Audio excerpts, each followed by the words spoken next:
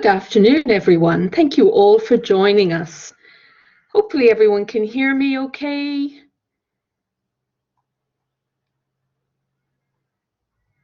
Yep, that sounds good. Some people are giving me ticks, so that's awesome. So that's fantastic. If there's anyone in the room who is a moderator or is a teacher in the school, if they could let me know just by putting your hand up, that would be awesome. Thank you. Okay, let's get started. Now this session is being recorded, so we are going to make this session available. So if you want to watch the recording back, or you're not able to attend, then you'll be able to watch it. All right, so I'm going to hand over without ado to Georgia, who is our head of school, for our Welcome to Country. Good evening, and thank you for that, Breege. Can you give me a bit of a smiley face if you can hear me as well, just to do a little bit of a mic check? That would be great. We can hear, perfect. Okay, the acknowledgement of country. So we acknowledge the Turrbal and Yagara people, the traditional owners of the land where we gather today, and pay our respects to elders past, present, and emerging. We recognise their connection to country and their role in maintaining and caring for country over thousands of years. So just a bit of an overview of tonight's session, and a huge thank you to Breege, who's our Year 9 coordinator, for putting this session together. There's a lot of work that goes into putting a night like this together, so a huge thank you to Breege. So I'll be conducting the welcome, and then we're going to move on to a little bit of information about what it looks like to move from Year 9 into Year 10. And some of the pathways and some of the options that come available to you as you move into Year 10. There's going to be a bit of information about the subject information from the HODs. So we've got our heads of department here for a number of our faculties, just to tell you a little bit about some of the different subjects that are on offer for you as you can move into Year 10 as well. We're going to tell you about where you can find a little bit of information about those subjects as well on our website. And then we're going to have a bit of a question and answer session at the end if you've got any questions for anyone in the room. So that's the plan for this evening. So my name's Georgia Chapman, and I'm the head of school for Year 9 and 10. So the phases of education and transition. So you'll see with that big red arrow there, and that I am pointing to, that is the phase that you are now currently in, being a Year 9 student, looking at nearly halfway through term 4 that we are now.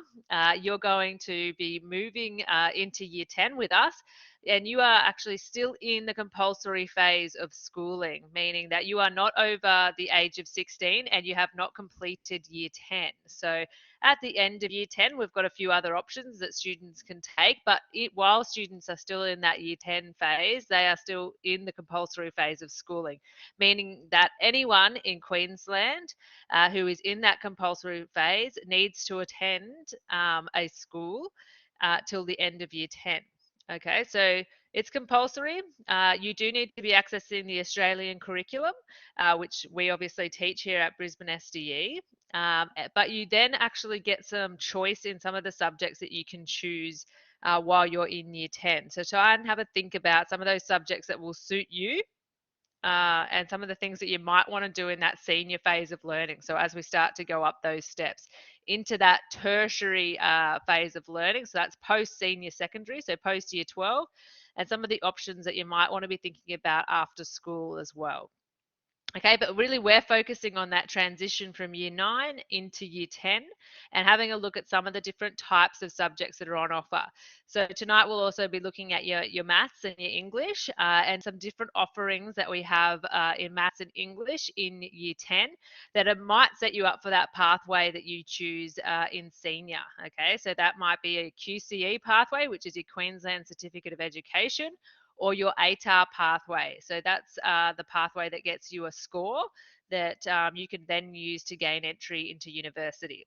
That doesn't mean that you have to do an ATAR pathway to get into university, because we all know that there's plenty of other options in this day and age to actually get into university after school without an ATAR, such as, Certificate 3 courses. You can go on to TAFE, and then you can go in as a mature age student as well and actually go into university. So there are a lot of options for you if you choose to just do that QCE pathway in year 11 and 12. So we'll have a bit of a look at that tonight as well. Okay, so for the focus of tonight, and that is subjects going into year 10. So students must study a total of 12 semester units. So that's 6 subjects per semester. And they need to be chosen from a combination of those core subjects and your elective areas. Okay, so what we have here on the screen is those offerings that are what we call your core subjects. So as I said before, that's your English and your maths, but also that fit in there are your science, humanities and social sciences, which is can be your histories, and also your health and physical education. So these are the compulsory subjects and what we call core subjects in year 10. So you can't actually avoid doing those subjects.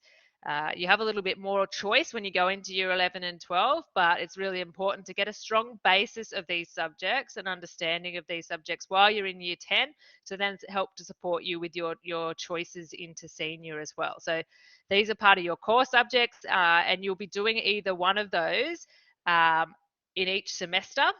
So English, for example, will go for a full year, whereas your humanities and HPE will go for 6 months of the year, okay? But you will be accessing all of those subjects across the year. Okay, so they're our compulsory core subjects in year 10.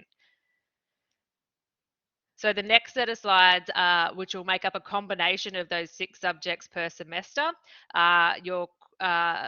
your elective classes. Okay, so you've got some different choices in humanities and social sciences, and we'll go through some of what these options are later on.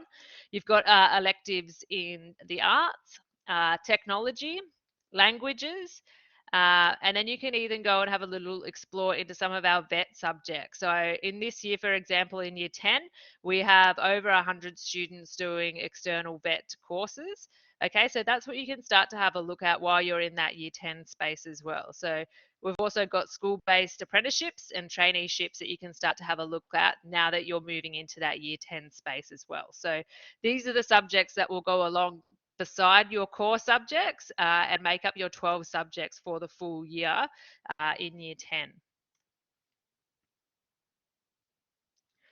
Okay, so there's a thing that we call a curriculum overview for next year as well. So it actually talks about the journey of each subject. So you can actually see that uh, in English, for example, you will actually do that from prep all the way up into year 12, and then the subject offerings that are actually in year 11 and 12 are there as well. So you've got English that you'll do from prep all the way up to year 9, and then you've got your English foundations and that other English subject there that you'll actually split up into in year 10.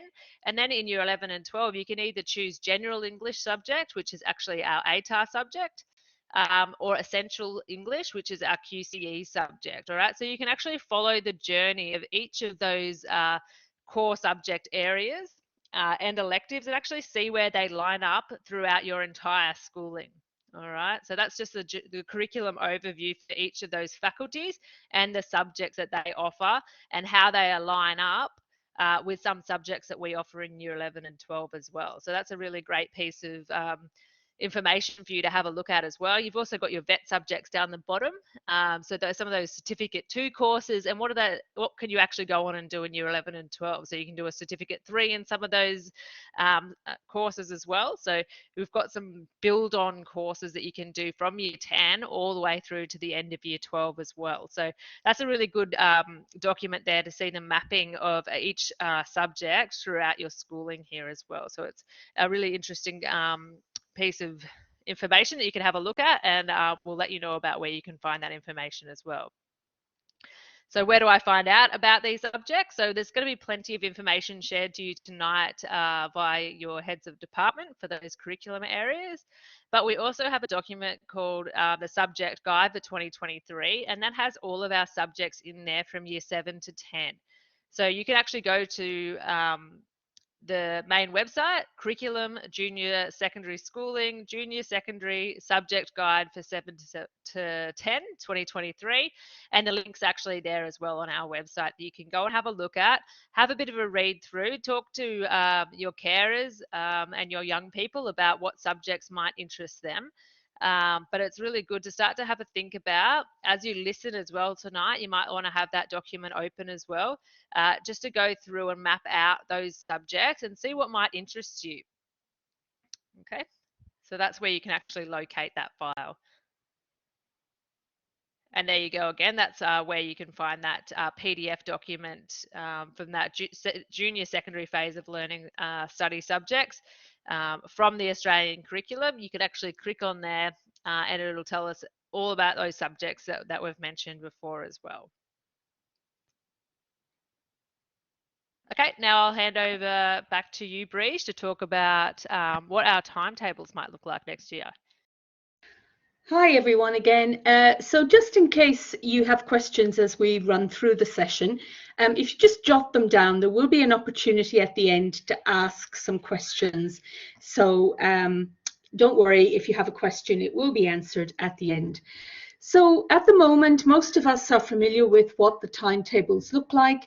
So currently every subject has three sessions a week. Year 10 is the same, so you'll have 3 sessions a week in every subject. It's compulsory that you attend those sessions. Now if you're doing vet subjects, the vet people are here, and Kelly and Jill will talk later about what that looks like for vet. But for all subjects mostly, you have 3 sessions a week. In addition to that, we have our Connect sessions, which are on the timetable here on the Wednesday. We have a Connect session where everyone attends a session with their Connect teacher. And on the Monday and the Friday, we have a session where we log into our period 3 session, just like you've done this year. That's probably not going to change. And at the moment, we have 2 study periods in the timetable, and it's likely that that will continue next year. Now, we're all probably familiar with this. This is what the timetable looks like. So we've got the subject code and the letters which are representing the teacher's name. So for example, this student here in green is studying art in 9J with Miss Harris. And that information is highlighted at the bottom of the page. So again, if you've got any questions about that, you just need to ask me and I'll be able to help you. Now, our go-to for everything, as you know, hopefully, is the Student Hub. And this is on the Brisbane School of Distance Education website. You simply need to go in here. You can find information in here about really everything, about your timetable, about your emails, some IT support programs you need to download, all sorts of information in here, which hopefully we're all very familiar with. Now, there's some contacts that you probably know already, but just in case, obviously, if you can't attend any session, just like this year in year 10, you have to let student absences know. You can do that by sending an email to the absence email address or by phoning. Okay, if you have any technical issues or you have a question that our YouTube channel doesn't answer, then you can contact Student IT. They provide help with computer support, Blackboard and login issues, password resets, and Microsoft Office package downloads, etc. I'll put those links in the chat shortly. All right, so if you've got some issues with support for accessing lessons, you need some general pastoral care, if you need a referral to, say, a guidance officer or to the nurse, or if you're a new student, then you would contact the Dean of Students, which is myself in this instance, and I'll provide support for new students getting started. You would contact the subject teachers or the HODs for specific questions about a specific subject, assessment tasks, to request an extension to a due date. If you've got questions about learning materials or textbooks in specific to a subject, then you would contact the subject teacher or the head of department. And then for work experience or external VET program coordinators, you would contact the coordinators of those subjects. And I'll put the links in the chat shortly. Now we're going to talk a little bit about JET planning going into year 9, from year 9 into year 10. So we're going to cover what we need to do when we're thinking about the future. There's going to be a discussion of subject choices moving forward through the secondary school. Then we're going to look at how to complete the subject enrolment forms and other important information. I would encourage you to discuss this with your students and to pick subjects that the students are interested in, because we're always going to do better in subjects that we're interested in, bearing in mind that there are some subjects that we have to do because they are compulsory. And we need to have an understanding of subject requirements moving forward up school, because what we pick in year 10 has an influence on what we can pick in year 11 and 12. So we need to kind of have a big picture think. So to help the students with this, they should have already completed a My Education plan in one school.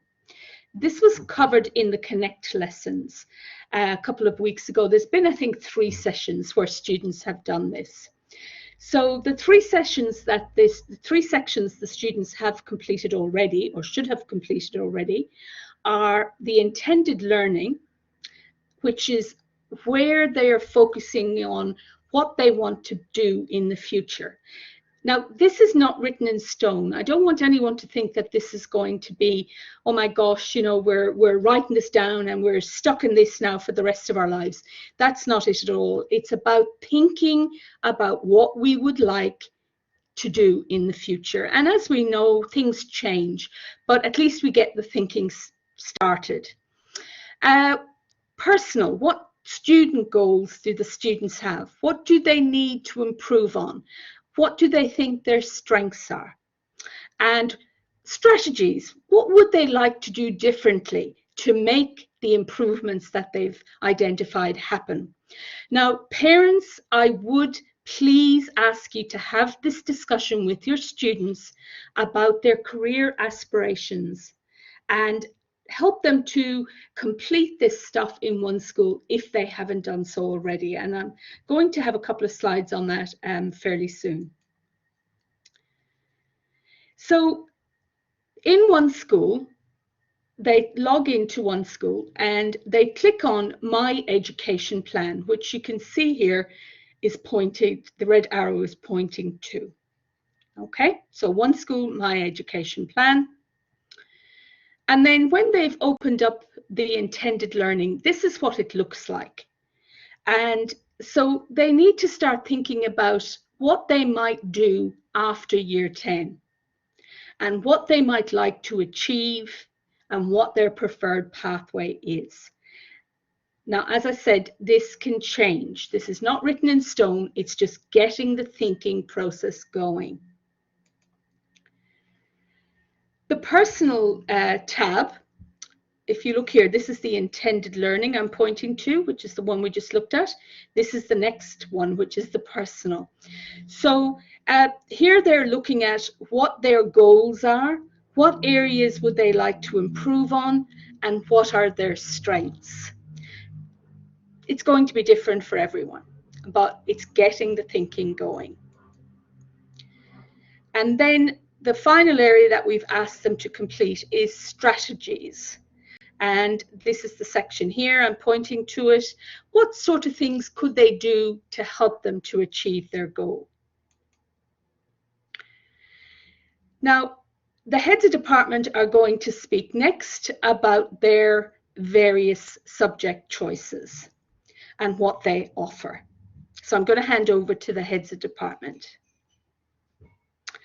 So these are the various heads of department from the various subjects. So we've got different head of department for each subject, as you can see, and except TAS, which is 2 heads of department, and some of them are here, not all of them, but some of them are here to talk about their subjects. Thank you to those who are here. Okay, so we're going to hand over to Miss Monaghan, who is Susan, who's going to talk about our inclusion and student support services. Thanks, Breege. Hi, everyone. Can you hear me? Thank you for the ticks and the smiley faces. So welcome tonight. I'm just going to talk a little bit about the Inclusion and Student Support Program that we have here at the school. And I'll just take you through this little diagram first. And you can see that all of our students are given chance to have differentiation in class. And our first tier is the differentiated and explicit teaching for all students. And of course, the classroom teachers differentiate for kids every day. And they can get help with that differentiation from the ISS department in the form of resources and planning help.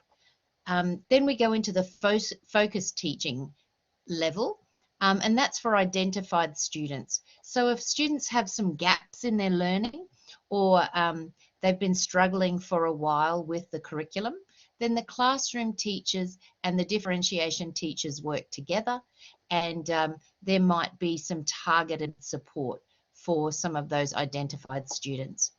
And then for a small number of students, we have intensive teaching supports where students might be working at a different year level.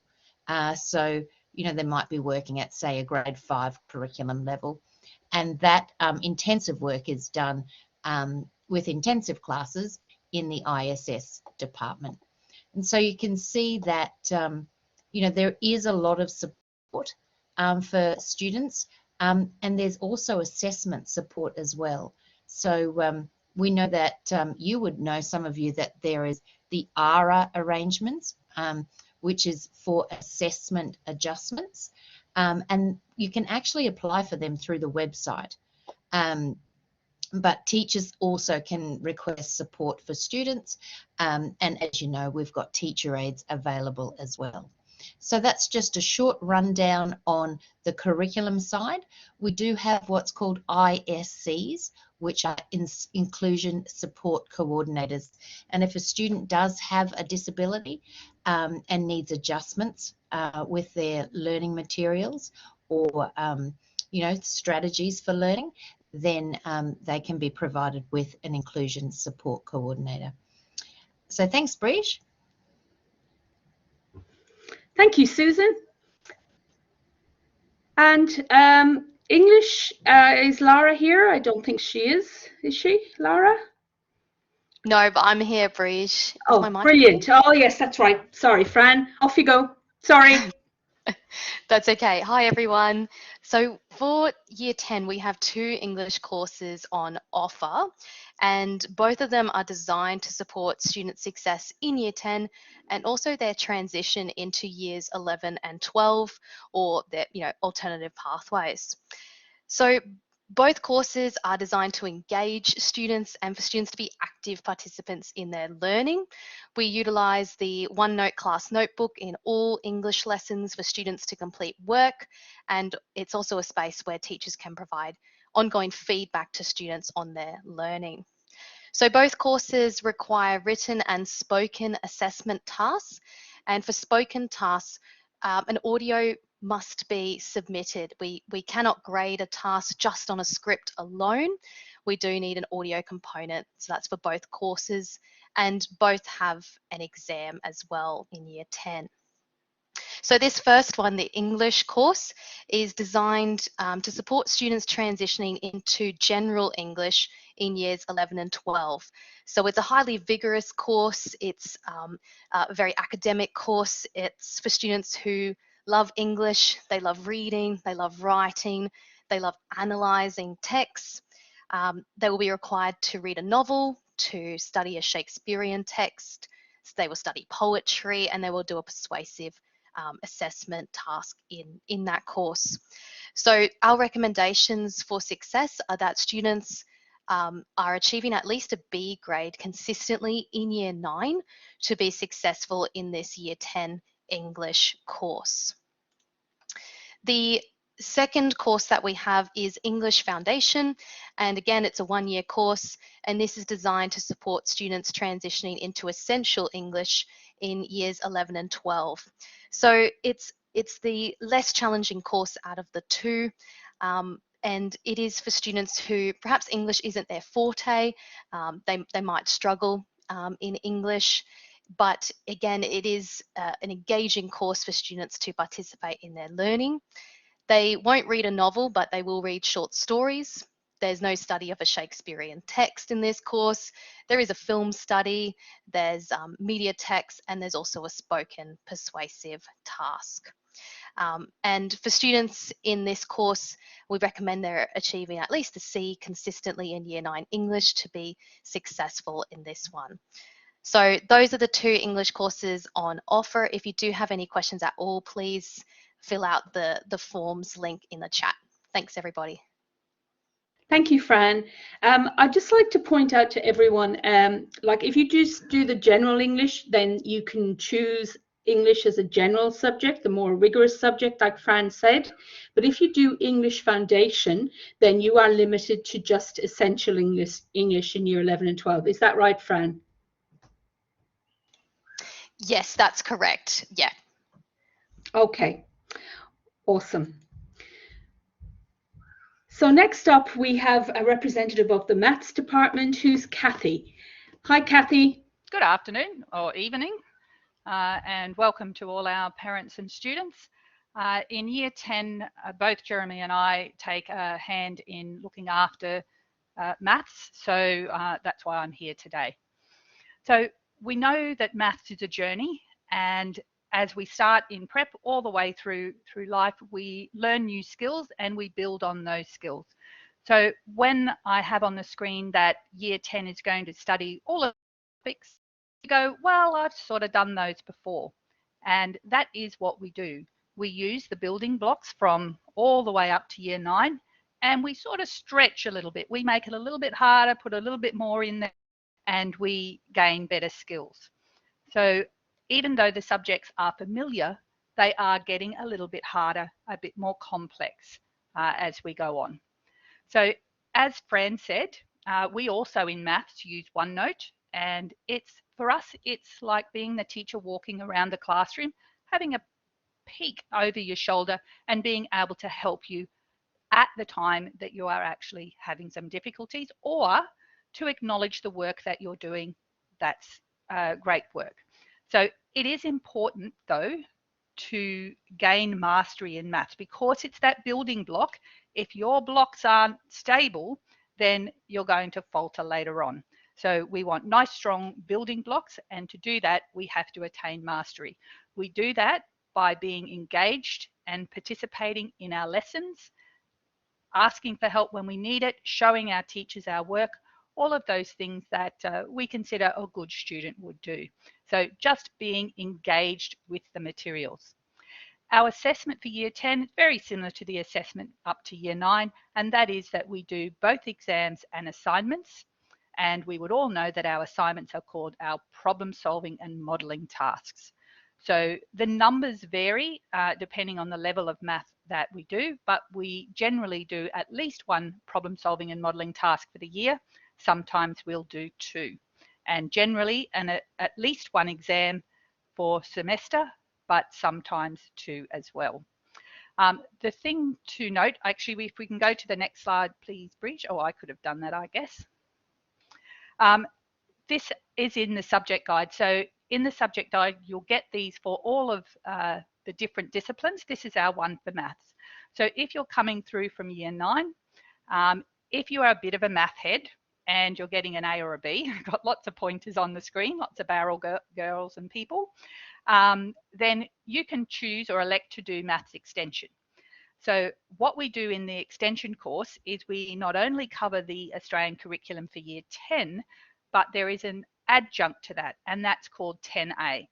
And so some more complex mathematics to do, lots of fun stuff.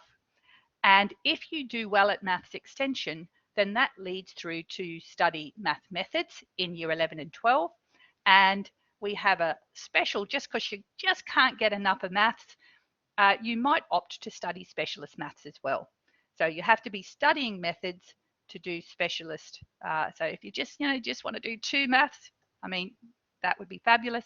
That's where you can go. If, however, you're a good maths student, or even if you just don't want to go a particularly mathematical pathway, then we have what we call our standard maths, so just mathematics. And again, we're following the full Australian curriculum there to provide the opportunities for you to show that you can be successful moving forward into the general maths subject. So we know that we have ATAR subjects and QCE subjects. So our ATAR maths we've got is general maths, math methods, and specialist maths. And we do expect students in grade 10 to be achieving an A or a B in their allotted level of maths to move forward. That's just what we found is necessary for success. If you have been doing maths in year 9, and as Fran said, maths is not your thing, or you've struggled a bit, then we have an option of Maths Foundation. So what that course is, it's differentiated course of instruction. So we are hoping that the students who go into that still are going to be engaged in their course, they're showing their work to their teachers, they're having a go. And what we aim to do is make that successful for you. So it is important for us that all students experience success in mathematics. If you are studying the foundation course in year 10, then we are hoping that that will prepare you to do essential maths in year 11 and 12. So that's our non-ATAR math there. Now, if you have any questions about the level of maths that they think you could do, it is based upon the grading, but we all know that, sometimes things happen and we're not able to show our best efforts all the time. Please do talk to your year 9 teachers about what they consider you should do. And if you've got any specific questions about moving forward into 11 and 12, I have been told, yep, Briege has put the form through there. So fire the questions away and we'll get back to you with the answers. Thank you, Kathy. That's very informative. So I believe we've got one of our heads of science, Ryan Bishop, with us, not Pooja. So Ryan, would you like to talk a little bit about year 10 science? Absolutely. Thank you, Briege, and good evening, everyone. My name is Ryan Bishop and I'm Head of Science. As Briege mentioned, science is a compulsory subject where all Year 9 students go into Year 10 into the same course. There's no choice as to what type of science you do as you go into Year 10. It is the one course and it is a year long. However, when you go into Year 10 science, you do have the pleasure of studying biological sciences, earth and space science, chemical sciences, and you also get to do a little bit of physics towards the end of the year. We believe that our curriculum in science is best learnt by doing science. So there is a practical component using resources and materials that you can source in the home and from your local community. We won't be sending a science kit for Year 10 next year, but we have built a practical curriculum where you can access lots of materials locally. The assessment is very similar to what you might find in Year 9, where we've got a supervised exam, we've got an experimental investigation, and we've also got a research investigation. And we're also going to be introducing a data test, which is just applying our science inquiry skills in the first term as well. When it comes to moving from Year 10 science into Year 11 and 12, it's important to treat Year 10 almost like a taster. In fact, the way we break the course down is that each term represents a different type of science that aligns with what you might choose in Year 11 and 12. So for instance, term 4, which we're currently in now, is a physics unit, which is a fair preparation for what the students might experience when they begin Year 11 physics, if that's something that they choose. It is very important when we're in Year 10 to keep an eye on our marks and our grades, because we do strongly recommend that if you are to choose one of our general senior sciences, be it biology, be it chemistry, physics, marine science, or psychology, we would recommend that you would getting a B or higher. If you would like to continue a science but not have it pathway to an ATAR, which would be a requisite for university, we would recommend our practical course in year 11 and 12, which is science in practice. And that is available to any student that is able to achieve at least a C in year 10 science as well. So just to reiterate, it is a broad program, a single year course where all students enroll. There is no choice in the subject when it comes to what you might study, but we do try to offer a nice taster of all the sciences so that you make an informed choice moving from year 10 on into year 11 and 12. Thanks. Thanks, Ryan. So now we're going to hear from Paul, who's a representative. He's the head of our HAS department. No, actually, you're hearing from me, Breach. Oh, Kalisha, sorry. That's okay, we're both here. Apologies. That's okay. Good evening, everyone. So there's obviously two HODs of HAS, like there are for many of the other subjects as well in year 10. So at the Brisbane School of Distance Ed, we offer all 4 of the Australian curriculum HAS subjects in year 10. So we'll be going through those, and as in addition, Kelly from the Business Vet department also offers a subject in the year 10 space, and she'll speak to that a bit later. So we'll start by talking about history, because as you can see here in our curriculum overview for history, for the humanities and social sciences, in year 7 students would have studied humanities, a humanities subject which had a bit of a taster for all 4 of the humanities subjects. Then in year 8, students in year 8, you would remember, would have studied a semester of geography and a semester of history. And then coming into year 9, of course, you'd be very familiar with this structure. History is, of course, our core subject, which means it is compulsory up to the end of year 10. So every year 9 student does a semester of history. So you either would have studied it, your students would have studied it last semester, or they'd be studying it currently. And then we have the option of 3 elective subjects for including foundations of accounting and business. So the 3 or 4 elective subjects which a student might elect to do.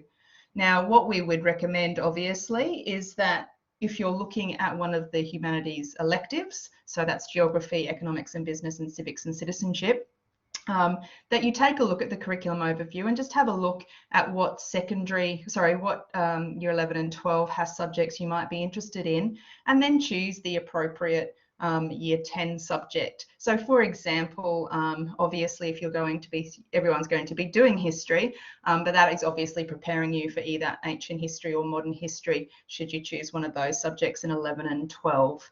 The same would be true of the electives. Obviously, if you wish to study legal studies, for example, then civics and citizenship is going to be a good preparation for that subject. So basically in year 10, so this year in year 9 history, I'll just speak to history specifically. You will have studied the Industrial Revolution, and then we move into Making a Nation, which is Australian history, and then of course World War I, which is what the students just about to start now if they're currently enrolled in history. Year 10 history is also modern history, so there's a progression from year 7 to year 10 where the students do ancient history in year 7, and then they do medieval history in year 8, and now in 9 and 10 we're studying modern history. So next year in year 10 students will study World War II, and then Rights and Freedoms, which is a unit looking at different movements for civil rights. We have 2 pieces of assessment in year 10 history. We have a research task, which is very much in keeping with the types of assessments we do in senior history, and we also have a short response to sources exam, which is just designed to prepare students to be critically analyse sources, which is important in all of our HAS senior subjects as well. I'll just move forward. So history is core. So as I said, all students in year 10 study history, but Paul might like to speak to civics and citizenship. Okay, thank you for that. So civics and citizenship is one of our electives in 9 and 10, and it also is a banded subject which has the content go over 2 years. So in year 9, you've covered 2 areas, and then moving into year 10, we add in some more. The key concepts that you'll be looking at in year 10 is government and democracy, laws and citizens, and citizenship, diversity, and identity. We cover a range of different assessment tools here with research and multimodal tasks both being required. One of the big questions to ask about civics and citizenship as an elective is, well, why not do it? It's a HASS subject, and it's a great opportunity, great subject to study. It also gives us a bit of a taster into how some of the legal studies in Year 11, 12 is prepared, and some of the content that you may look at in the future. If we move forward to our other HASS elective, one of the ones that I look after, in economics and business. Economics and business is also a 2-year banded subject, but we only do it for 6 months at a time. And in year 9 and 10, you look at financial responsibilities, workplaces and workplaces, rights and responsibilities. In year 10, we look at economic performance and standard of living, and consumer decision making. Economics and business in year 10 is a great preparation for students wishing to look into economics for year 11 and 12. We have 3 types of assessment in grade 10. With research, 2 research pieces and a exam, which is a combination response exam. We bring the combination response exam into grade 10 as it's a great tool to get students ready for senior, where economics relies heavily on combination response exams. Thank you.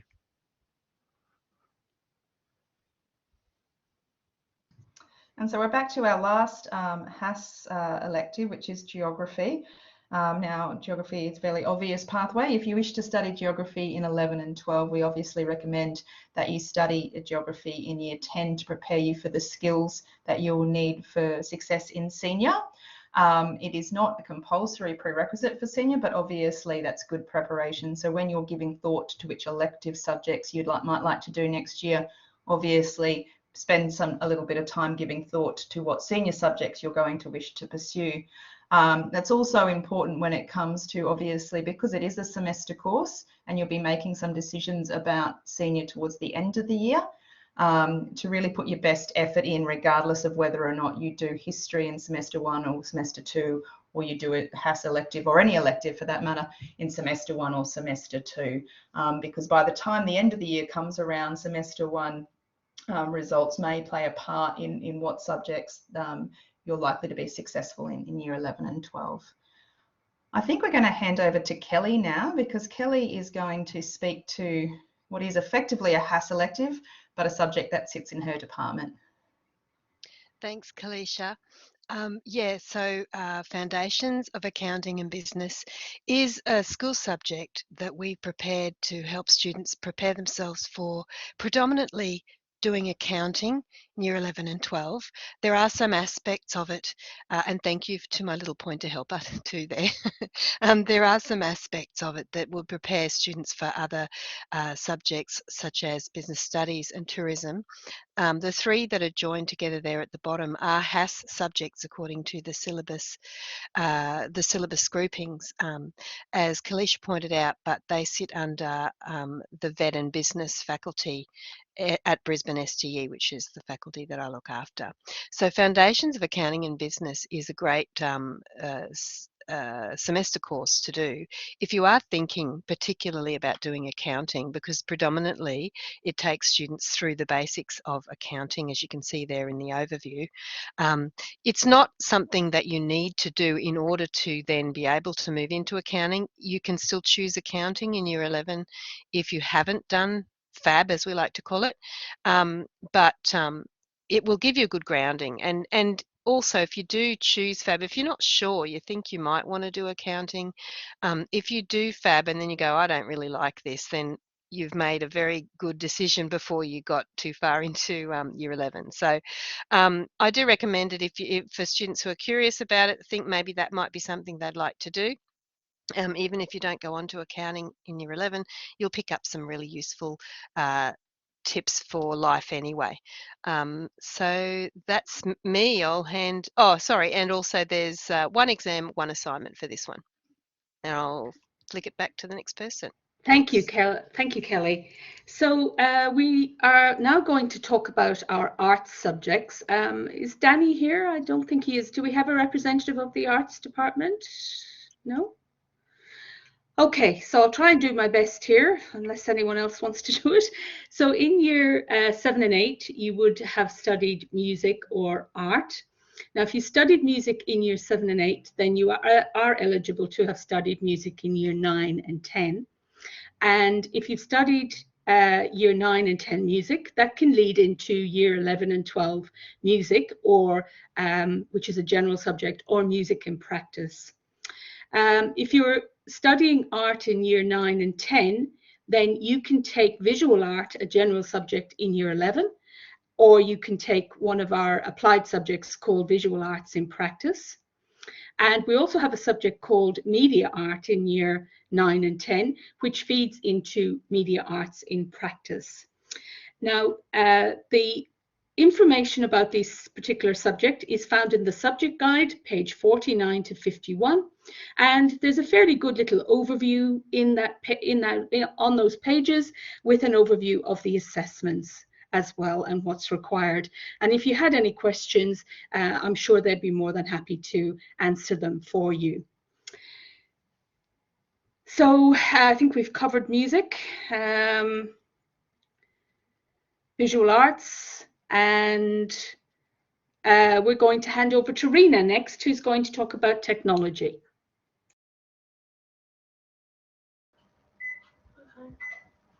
Hi everyone. Can you just give me an indication you can hear me, please? Excellent, thank you. So I'm the head of department for technologies, and our technology discipline is really focused on that innovative and adaptive, creative problem-solving approach. We, in year 9 and 10, have the two separate disciplines, so the design and technologies and the digital technologies, where in year 7 and 8 they were both core and both covered as separate elements, but every student did participate in those areas. Moving into year 9 and of course into year 10 as well, we continue with that design and digital focus. So you can choose to do one or the other as an elective, or neither, or both. The design technologies really does continue on that philosophy of building the design skills around getting an idea out of your head, presenting that onto a sketch on paper, being able to transfer that into a digital model. And we actually utilise and continue to utilise our 3D printers for some lo-fi prototyping. So very similar, if you've been doing year 9 design this year, you would have engaged in that process. And it is another similar process that we continue with a different context in year 10. Building on that problem-solving approach. The design course in year 10 then can lead you into year 11 and 12 design. It is really a recommendation that you have completed at least one of those year levels, if not both year 9 and 10 design, to move into year 11 design successfully. It underpins the skill set that we teach, underpins the philosophy that moves into the senior design to be successful. The digital technologies, again, looks at the digital component there. We're looking at, if I go to the next slide, that might help. We're looking at a design process, but around digital technology. So looking at exploring different problems through digital solutions and what they may look like. You're exploring cryptology and different coding techniques to be able to then generate and evaluate solutions. So the course is actually building on, in year 10, builds on year 9. It's highly recommended that students who wish to go into either digital solutions or the information and communication technology do digital technologies in year 9 and 10, particularly digital solutions. Year 9 and 10 do actually focus on slightly different components of the digital landscape, I guess you could say. So it is really important to complete both of those if that is the pathway that you're looking at. Both design and digital subjects in Year 10 continue with a folio or project-based assessment, very similar to what you would have experienced if you've done either of those subjects in Year 9. So that's the building of a progressive folio of work, demonstrating all of those different design skills and the digital skills required to present a solution. The pathway for information and communication technology is available to students in Year 11, even if Year 9 and 10 digital technology is not studied. It is an applied subject, so there is a more practical element to a lot of those, the context there. So if you are considering that, it's certainly beneficial to have studied digital technologies in 9 or 10, but it's not a requirement there. Absolutely, Finn, you can study Year 10 design if you haven't done Year 9. The way we've developed the course allows for that differentiation for students that haven't experienced it before. And definitely, if you're considering it as a senior pathway, then I would strongly recommend that you do that in Year 10. And I think that's about all. Thanks, everyone. Thank you, Rena. So we're now going to ask Miss Savage, I believe, if that's okay, to talk about HPE. She's one of our HPE teachers, and she's also the head of department. Good evening, everyone. Going into Year 10 with regard to the health and physical education department, we have two offerings. Students going into Year 10 will do a semester's worth of an elective, which will be, or a course, sorry, which will either be the health or health and physical education. So you can put down a preference for that, but it will only be studied for one semester.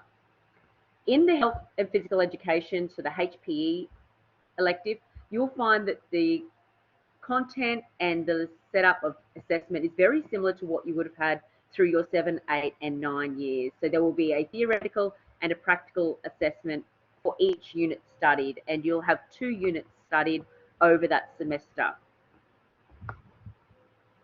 Leading into that for HPE, it will lead you into either senior option, which will be health or sport and recreation for Year 11, doing the HPE option. The second option is health as your elective, which also has 2 units of study. This course leads you more directly into senior health.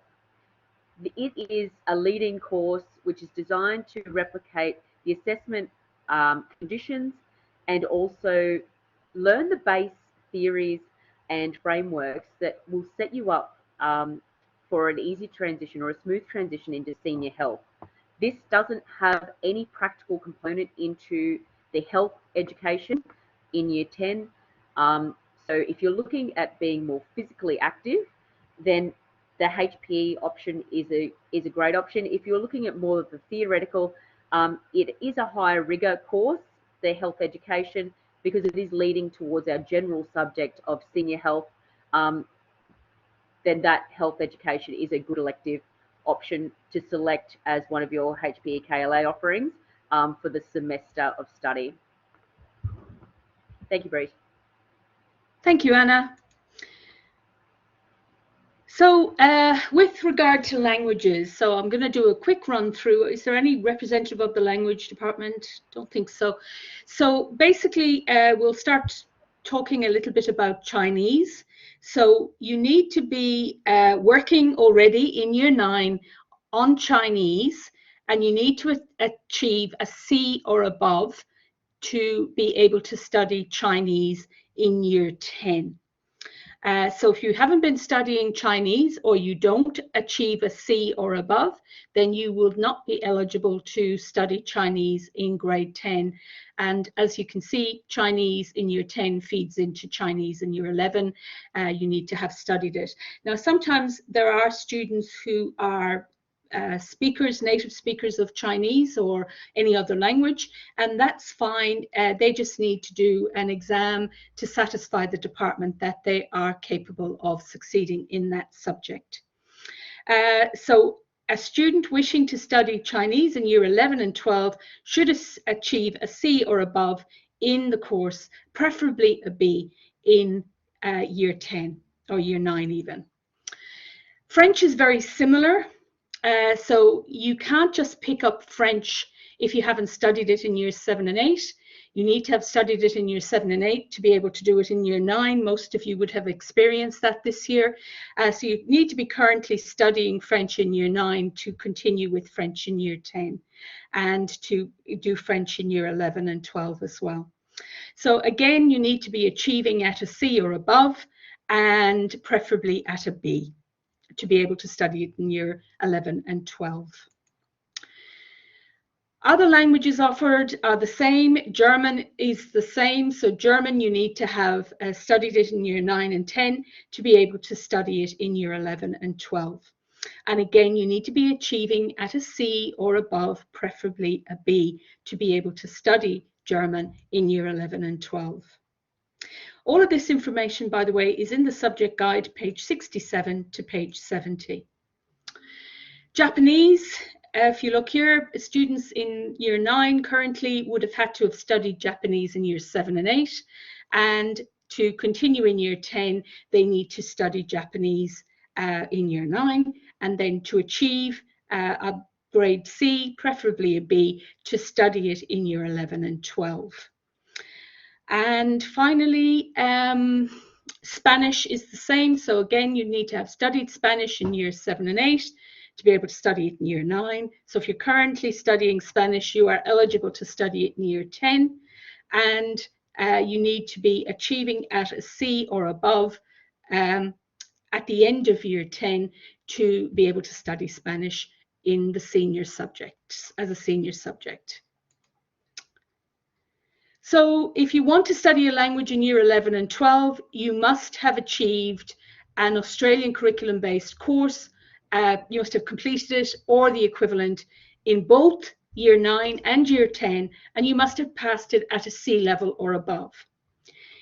If you haven't done that, you can only enter year 11 languages if you've completed a written and spoken diagnostic test to assess your language ability. Now that usually means that the students are a native or a background speaker, or they've lived in the relevant country for a while, or that they have the required language level expected to be able to achieve in year 11 and 12. But again, if you've got any questions about specific language subjects, then you can contact the language HODs directly. Okay, I'm going to hand over now to Kelly and Jill, who are going to talk about external vet and other subjects. Thank you. Excuse me. Thank you, Briege.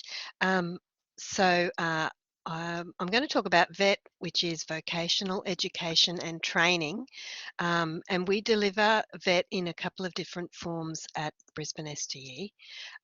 First of all, you can see on the plan here that in Year 10 we have 2 Certificate 1 qualifications that we offer. Certificate 1 in Workplace Skills and Certificate 1 in Skills for Vocational Pathways. They're both rather similarly named, which is really frustrating from our perspective. But Certificate 1 in Workplace Skills is kind of like a cross between a Certificate 1 in Business and a Certificate 1 in IT. So you learn a few skills and competencies that are related to working in an office environment. Certificate 1 in Skills for Vocational Pathways is more about general skills in any workplace. Now, it does put an arrow here across to year 11 and 12, which maybe suggests that you need to have done Cert 1 in Skills for Vocational Pathways to do Cert 2 in Skills for Work and Vocational Pathways, but that's not actually the case. These two are different levels of a similar qualification. It doesn't mean that you can't do both of them, but just means that if you didn't do Certificate 1 in Skills for Vocational Pathways in Year 10, you can still do it do Cert 2 in skills for work and vocational pathways in year 11 and 12. Or you can do Cert 1 in skills in year 11 and 12 as well. The good thing about starting on VET in year 10 is that you earn QCE credit for VET qualifications. So you can start building those QCE credits towards your Queensland Certificate of Education. So what is VET or VETIS, which is an acronym that we use a bit, which stands for VET in Schools. So VET is nationally recognised qualifications. No matter where you go in Australia, if you present your qualification that you earn at Brisbane SDE, it is recognised anywhere in the country. VET is basically like TAFE courses. Everybody is familiar with the term TAFE, knowing that that is technical and further education, that there's TAFE Queensland, there's TAFE all around the country. So the qualifications that you can do at a TAFE or and also at Brisbane SDE are those nationally recognised qualifications. They're regulated by the national body, and they're competency based, which means that you have to demonstrate skills, knowledge and competencies in a practical sense. So we deliver VET as I showed you up on the first slide. There's a couple of qualifications we have on our timetable, but you can also do VET by enrolling through an external registered training organisation like TAFE or another type of RTO, and Jill will tell you a bit more about that in a bit. Or you can actually do a skill-based apprenticeship or traineeship. So there's a few different ways to go about it. We have on the Brisbane SDE website, if you go to the curriculum section, we have a vocational education page and information. It's like a portal that you can go to from there to find all sorts of information about VET courses there, as well as information about work experiences there too.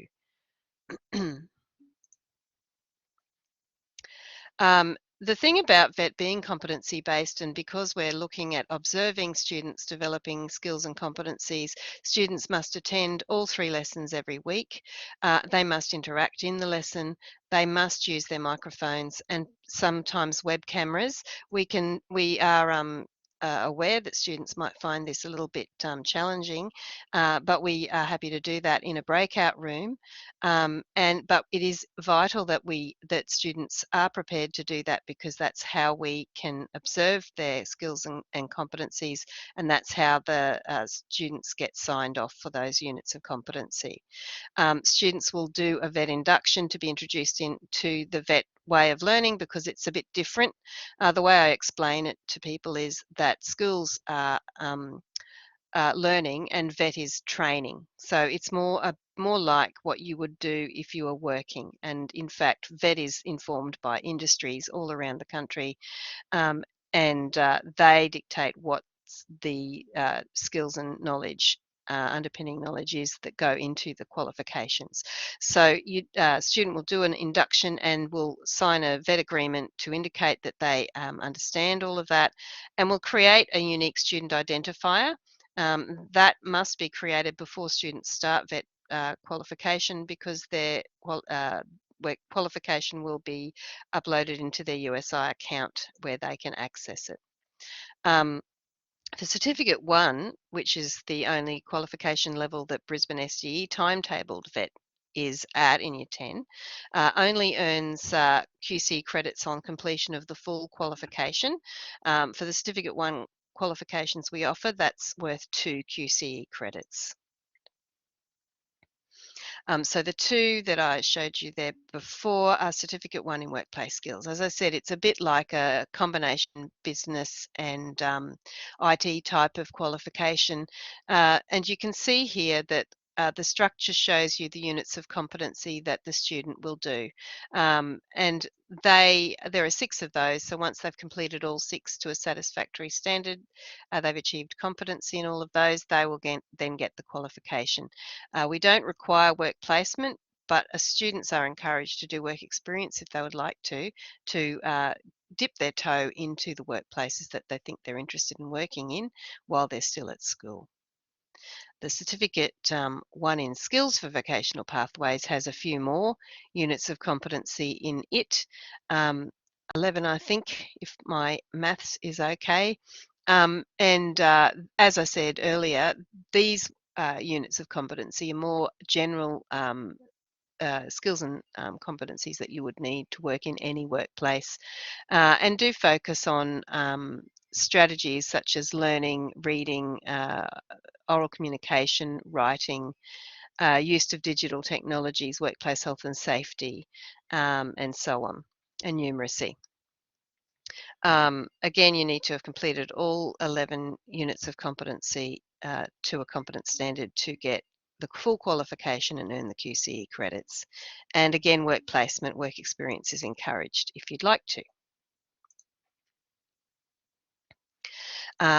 And the other option is external vet studies, and we call them external vet studies because these are vet qualifications that you can pursue out beyond the timetabled vet qualifications, and they are qualifications you can do through external registered training organisations. I'm going to throw to the lovely Jill to pick up from here. Thanks, Kelly. Thank you. Sorry, I was just putting a response in there. Okay, perfect. Yes, good evening, everybody. Thanks for having us all. I'm going to quickly go over some general information on external vet studies and how the processes sort of work at Brisbane School of Distance Education. You will see this information here in the school handbook. It's important to note your students going into year 10, some external vet qualifications have prerequisites, age prerequisites, subject prerequisites. Some have year levels, so it doesn't matter the age, they still want them in year 11. So that's important to note. There are some limitations on the external vet study students can do in year 10. The time commitment depends on the qualification, and I'll just get into that a bit more now. We'll have a look at this slide here. So when they are in year 10, 11 and 12, they can choose to study what Kelly's just explained, nationally recognised qualifications, delivered by RTOs, we call them, registered training organisations. So they can do it in two ways. So they can either do a standalone qualification, which means heading off to TAFE one day a week, maybe going to the campus. Some students do standalone qualifications fully online, or they could do an external vet qualification via a school-based apprenticeship or traineeship. And sometimes we use a little acronym called SATs for that. Lots of acronyms in vet. So two ways of doing external vet, a standalone qualification or an apprenticeship or traineeship. Vet qualifications while you're at school can improve your post-schooling employment pathways. For some students, it definitely helps maintain their engagement. I find some students at Brisbane SDE really love heading out on campus one day a week or going to their traineeship. They make a different cohort of friends there. So it's, you know, it's nice and exciting for them. So we do have students studying from a Certificate 1 up to diploma levels. In years past, we've had some go to higher levels, but these are the main levels that we have here. Students in grade 10 typically do a Certificate 2 level qualification, Certificate 1 or 2. Sorry, I just saw a question come in there about funding. For vet, sometimes Certificate 2s are what's called VETIS funded. Sometimes they're not. There is no consistencies in vet. It depends on individual qualifications, depends on where you live. There are a lot of restrictions on students who come to Brisbane SDE but might live in a different state. They can't access vet and school funding. So there's just a lot of nuances within the field. That's why it's always best to email us at that external vet email address, which I'll give you in a second. So we deal with a lot of different RTOs. We have students going to all these different RTOs here, doing lots of different qualifications. One I would like to bring your attention to, because we get asked a lot, students who like to do things fully online, Aurora and Academy of Interactive Entertainment. They have a lot of fully online courses. Central Queensland Uni has some, but a lot of the other ones, yes, require you to go face to face. One other thing I just wanted to bring your attention to is TAFE. Now, when students are at school, they attend what is called a TAFE at school program. It is different to mainstream TAFE. TAFE at school is made for school students. The trainers know they are school students. They run according to a school day. They communicate with schools. We have a big portal so we can track their attendance, their progress. So sometimes we get parents, you know, sending through emails from TAFE Queensland, mainstream TAFE, with a link saying, oh, we want to do this qualification. However, it's for mainstream TAFE. It's for people who've left school. It's, you know, you can only do it full time. We can't track them. So TAFE at school is the options that students do while they are with us. Here's just some examples of qualifications we've got students studying this year. So as you can see, lots of different industry areas. The first thing students need to do if they are interested in external vet is try to think about what industry area they're interested in. Are they interested in health and nursing? Are they interested in animal care? Are they interested in a trade? Are they interested in outdoorsy type things? So that's a really good starting point to know what industry area they would like. One really exciting thing for Year 10 students, it's only available to Year 10 students, is what TAFE calls their Trade Taster program. So TAFE at school runs trade tasters. Basically, they go for a term. They go for 9 weeks. The students attend TAFE 1 day a week for 9 weeks. This one's funded, and they get to just have a little taste of different trade areas. And these are the different areas here that they tend to have trade tasters in. I know Gold Coast, we put out an announcement today, Gold Coast has got their Term 1 2023 trade tasters open at the moment. Students can apply for them. Brisbane hasn't released theirs yet, nor East Coast or Southwest. So different regions advertise them. But keep your eye out for the trade tasters if it's something you just want to dabble your feet into, see what's going on, and then maybe in year 11 and 12 you would look to do vet then as well. School-based apprenticeships and traineeships, there is information on this in the handbook. I'm not going to go into too much detail for these at the moment because there's a fair bit of information that goes with traineeships. But basically the students complete the same thing, so a qualification. A lot of students do Cert 3 business through a SAT, Cert 3 hospitality, there's hairdressing ones, there's trade ones, and they head off to the workplace 1 day a week. So students doing a SAT actually get paid. They head off to the workplace. The trainer visits them in the workplace for them to do their theory. Here are some of our students who have been on school-based apprenticeships and traineeships. So just what I said there, they work 1 day a week. Sometimes they have to attend 2 days. Electrotechnology is one of them, but that's one they can't do till year 11. They get paid. They work towards their qualification. You get a maximum of 6 QCE credits for a school-based apprenticeship or traineeship, 2 from the qualification and 4 from your hours worked.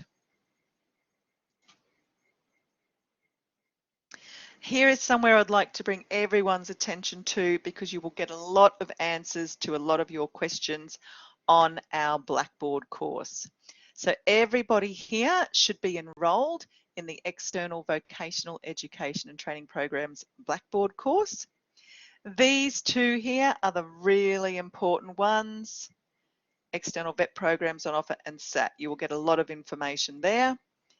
And definitely, if your Year 9 student doesn't have access, please do email me. I tried to do a Blackboard upload last week to try and catch any new students to the school. So some of you might have seen a message come through last week saying you've got access to this course, but definitely email me if you don't see this course on your Blackboard list of courses. And that's it for me. Here is my email address. If you would like any more information about external vet or internal vet for that matter, you can send all of your questions to this email here. Thank you. Thank you. Very, very informative. Now, guys, if you've got any questions for the vet people, just email them at the vet@brisbaneste.eq.edu.au, and they will answer your individual questions at any stage. You don't have to do it today. All right, so the next section is about the enrolment process and what we need to do to get re-enrolled for Year 10 at Brisbane STE. So the enrolment forms have been sent out to all of our families. The enrolment forms are requested to be returned by the 25th of November, and any forms received after this date may delay the student commencing at the beginning of the 2023 year. And please remember that every single student at Brisbane STE has to re-enroll every year. So I'll just say that again, you must re-enroll every year at Brisbane STE. The forms have been sent out already, and if you haven't received them, they are also located on the website. The list of the things that you need to submit are listed on the board here for you. This is available for, this recording will be available for you to watch at a later stage. So all of that information is there for you. So once continuing enrolment forms are received, the families will receive an invoice for the subjects that they've selected and for any resource fees. Then once the fees have been paid, we will finalize the enrolment timetable, and then you'll receive a welcome email in week 1 before school starts. Now, sometimes families start to panic that they haven't heard anything. Don't, because it's quite common not to hear anything till the beginning of the next school year. Okay? Now, if you haven't received your forms, please check your spam folders or check your junk mail folders. And even if you haven't received them, don't panic. The forms are available on the website in the link that I'll put in the chat shortly. Now, remember, everyone has to re-enroll. And the quicker you get your enrolment forms in, the better chance you have of having the subjects that you like. Fees don't need to be paid, I think, until, Anna, Georgia, would you like to answer that? I don't want to give the wrong information. When would the fees need to be paid? Or Janelle? Or Anna, even? Sooner rather than later. As we go through, yeah, it's best to pay fees when forms go in. The sooner the better. That's when timetabling will start. So as soon as those fees are in, your student will start being timetabled into subjects. So if they're looking at specific electives that they would like to have, ensure that, yeah, all fees and forms are returned as soon as possible. Thank you. And just to reiterate what Anna said, like first in, best dressed. So the people who return their forms, return their money, they get the choice of subjects. They get timetabled into classes first. I've put the link into the chat for the website where to find the forms. The forms are available now, so get onto it, people. That's my advice. Get them out of the way, one job less to do. Okay, so when you download the form, the subject selection form looks a bit like this. Make sure what you're looking at says 2023. This is all self-explanatory. You've all filled these forms in before. So basically, with subject selection, you need to pick one of the Englishes. So you might choose to do English, which, if you remember, you have to look at where that will lead you and what limitations that will put on you in year 11 and 12. You have to pick a maths, you have to pick science, you have to pick one of the HPE subjects and a science. So you need to put a tick or a cross in those boxes. And then with the electives, you just number them from 1 to 8. So you can pick an elective, you can pick more than one elective from each subject area, that's up to you. And you remember, you cannot complete a language in year 10 unless you have completed a language in year 9 and you have achieved a C or above in that language in year 9. And again, for maths, as the maths people told you, there are prerequisites for which subjects you can do, and the same for the arts. Okay, all of that information is in the guide. Now, for the VET courses, you consider enrolling to study with an external vet, registered training authority. You would write down that you, say, for example, wanted to do Cert 2 in animal studies at TAFE Queensland at Alexander Hills. So you just need to fill that in to your form.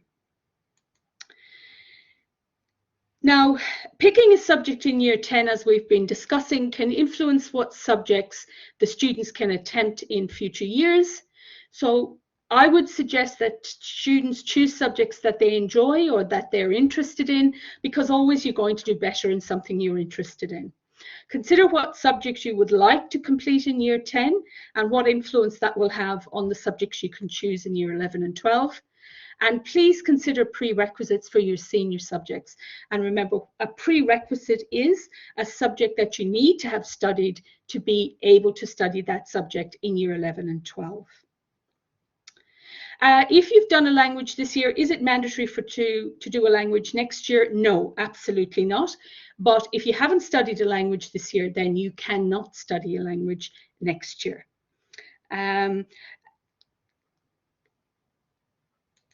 Right, so let's continue. Tips for success. So in year 10, just like in year 9, you need to attend each subject, each lesson, for success, because we found that when students attend lessons, they're better engaged and they achieve at a higher standard. Communicate, communicate, communicate. If you've got any questions, ask the teachers, ask the dean, ask the vet coordinator. Even as you go through the subject, don't get into a panic about something, just ask. Use your school journal or diary to schedule your assessment tasks and to write down your homework each lesson.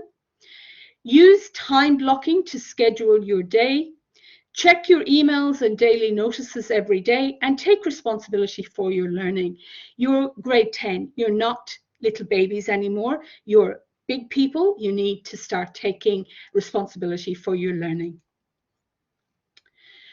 If you want to discuss your options, you don't feel that you've achieved success, you're thinking that what you're doing isn't for you, you're a bit unsure where you want to go next, then all you have to do is to talk to or make an appointment with our guidance officer, Peter Rose, or myself, and you can also research your options for external vet, TAFE Queensland online, or other registered training organisations, and research perhaps what your requirements are for university courses. So, for example, if you wanted to be a vet, what would you need to have studied in year 11 and 12?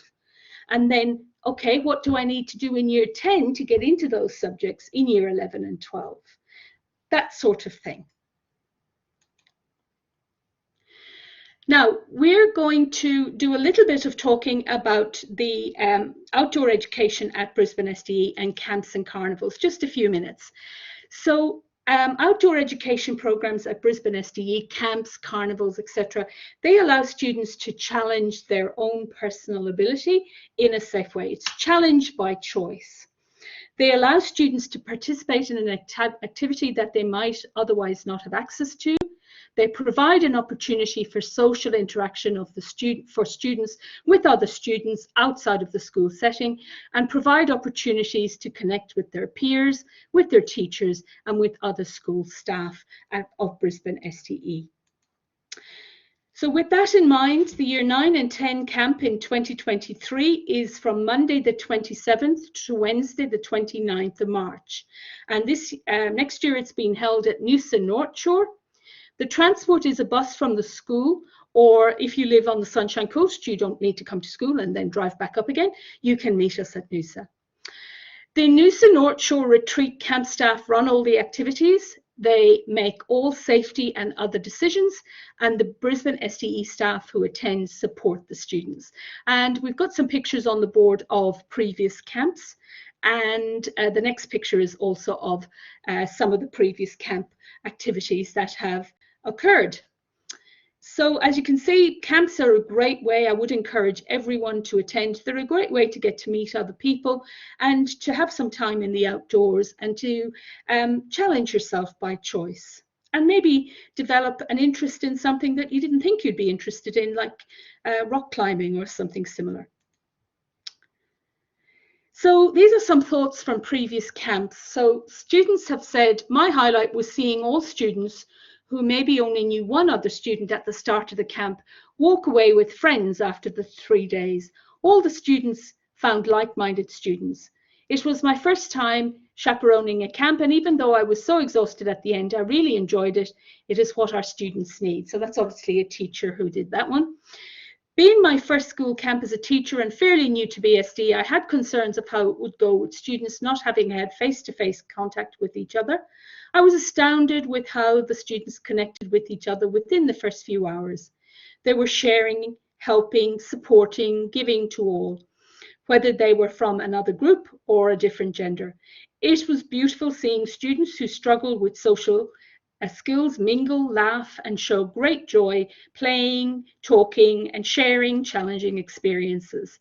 Students pushed through fears, the unknown, the different environments, rain, mud, and no devices to succeed in team challenges, adventurous activities involving high level, being outside in the bush and around people nearly all day. Year 7 and 8 students should be applauded for their kindness, politeness, resilience, and giving activities a go. If they did not feel comfortable to do the activity, they still participated with helping others succeed through cheering, encouraging, and providing safety support measures like belaying. Students should be very proud of themselves and to take their camp experience into their schooling. I came from the camp feeling invigorated, exhausted, and full of pride of being part of Brisbane STE's outside education and how the achievement of all students and the way they conducted themselves. So there's some thoughts about previous camps. So I would encourage everyone to attend if they can. Now we have some questions. If you've got some questions, this is your opportunity. Anna, have you got access to the forms, Anna? Are there questions in the forms, or have we been answering as we went? I think we've been answering as we've gone. All questions, my understanding, are up to date and have been answered. So most at the moment look like we're putting them straight into the chat. So please raise your hand if you have any questions that we can answer from the wonderful panel we have here. We've got a great wealth of knowledge sitting in this room, so let's take advantage of that. So please raise your hand if you have any questions.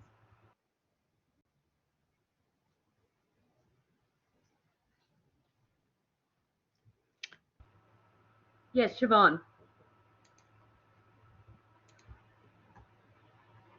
Siobhan, I think you might have to put it in the chat. I made the session for a large number of people, and I don't think you can use your microphone. Sorry, with regard to the so we've got a music question. Just wondering why there are 2 music selections.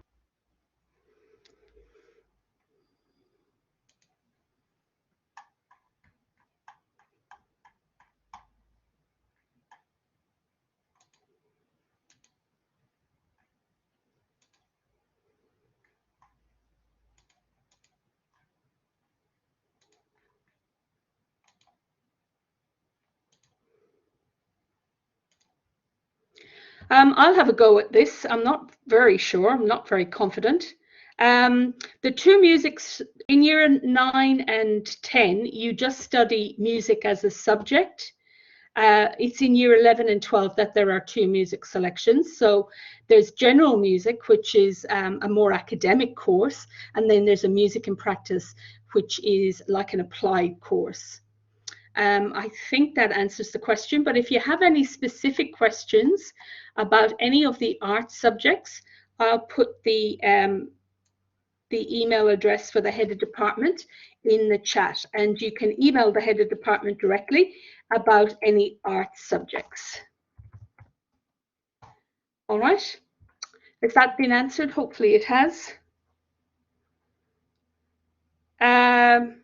Yeah, semester 1 music and semester 2 music, I think. I think you have to do music for the full year as well, Georgia, is that correct? No, I think music's only for a semester. Is it? Oh, okay. All right. That makes sense. Thank you, Siobhan. Any other questions? Ali, did you have a question?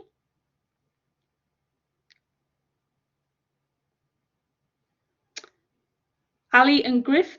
Griff, can I please ask about the supervisor form? If a parent is able to supervise, do we still need to find an exam supervisor? Does the whole form need to be filled? Anna, would you like to answer that one?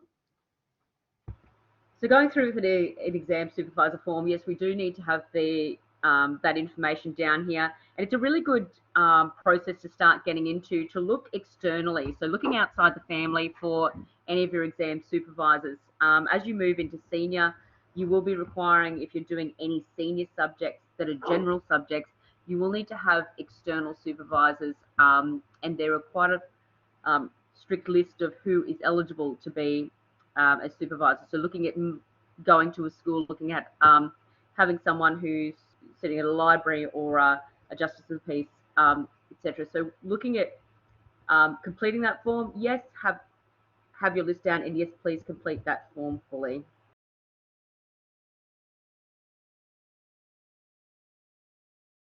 So Bo's got a question about does either design and technology or digital tech have anything to do with art, specifically graphics design?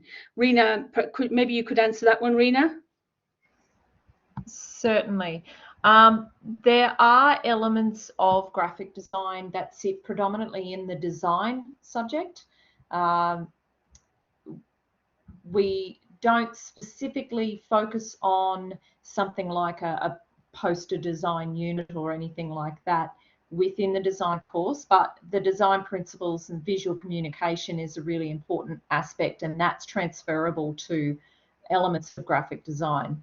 So if you are a little bit arty, if you are have got skills in sketching and drawing, and you have that interest, then certainly the design subject has that element to it, but we also go into the practical side of actually building prototypes out of bits and pieces, including using our 3D printers, including digital prototyping in CAD models. So there is an element, there is a little bit of that crossover between the arts and design in that aspect.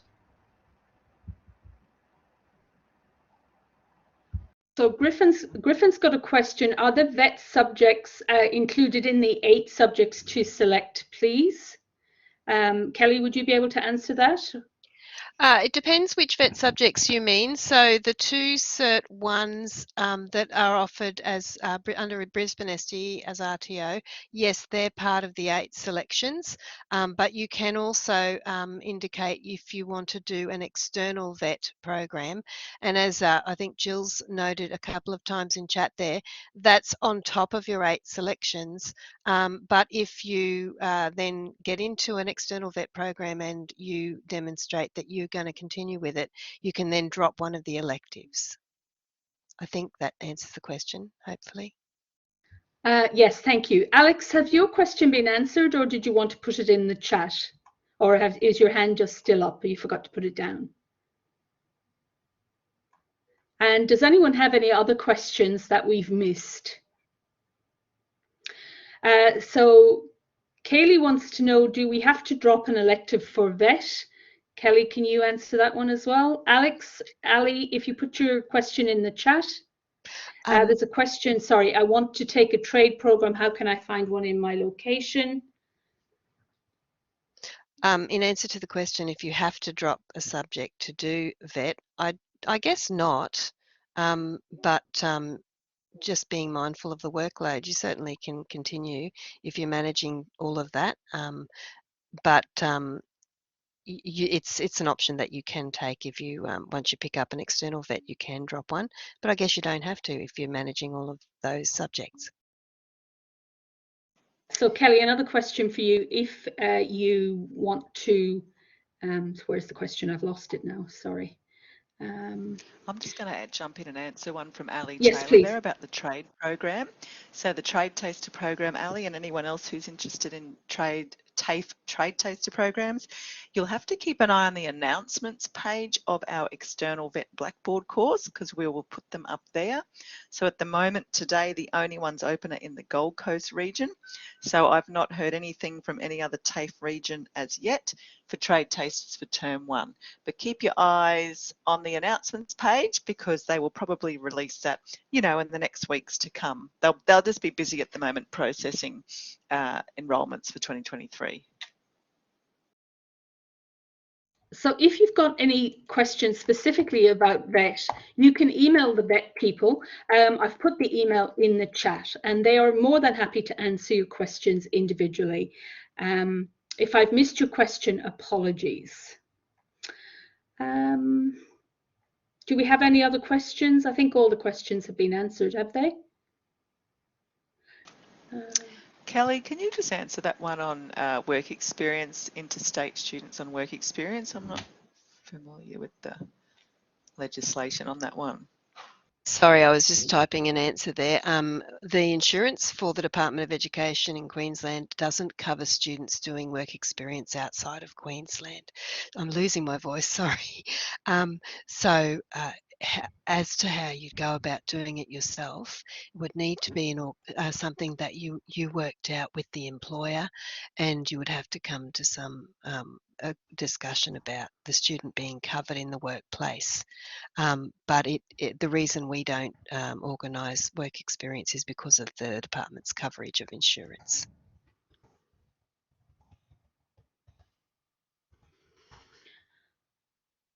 Okay, so I've just answered a question for Ashley. What happens if your child doesn't get into the nominative elective? Is this common? If you get your enrolment forms back as soon as possible, you're more likely to get into the courses that you would like to get into. I think Anna, just quickly, is there a fee for the vet courses offered at Brisbane SDE? Kelly, can you answer that one, please? Or Jill? The Brisbane SDE vet qualifications, the fee for Cert 1s is $40 for the year. As for the external vet, that would vary depending on the RTO. Jill? Yeah, thank you so much. Carly said, will there be study time gaps in our timetables in 2023? I believe there will. Similar to what you've had up to now, you'll have 2 study periods a week. Rena's answered a question. Are there any other questions very quickly that we've missed, because we have gone way over time? We've also put the forms link back in the chat for those who are looking to have a question that may not be able to be answered, or the expert Hod may have left the room, so we can forward that on to them as well. And also Brish put in the chat all of the head of department contacts and their relevant head of department details for which subject they oversee. So please utilise that as well if you'd like to make contact. Thank you, Anna. Now, I'd like to thank everyone for coming tonight. Hopefully you found it very informative, and I'd like to thank all of the heads of department and representatives of the departments who came along to help. I think you hopefully have found it very valuable. So I would like us to finish there, if that's okay. All of the information is in the chat. You can watch the recording again if there's a question you feel like you've missed the answer to, or you can email the various people with in questions that you have. I'm also going to put the guidance officer, his email address, if you've got any questions for him. But his name is Peter Rose, and he's always able to talk to you about options and where you can go and what you need to do certain subjects and stuff like that. And myself,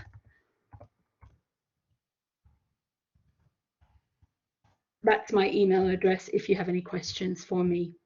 Thank you, Siobhan, for your very nice comments. Have a lovely evening, anyone. Thank you all the families who came. Anyone else, Mrs. Savage or anyone, Miss Chapman, like to say something before we leave?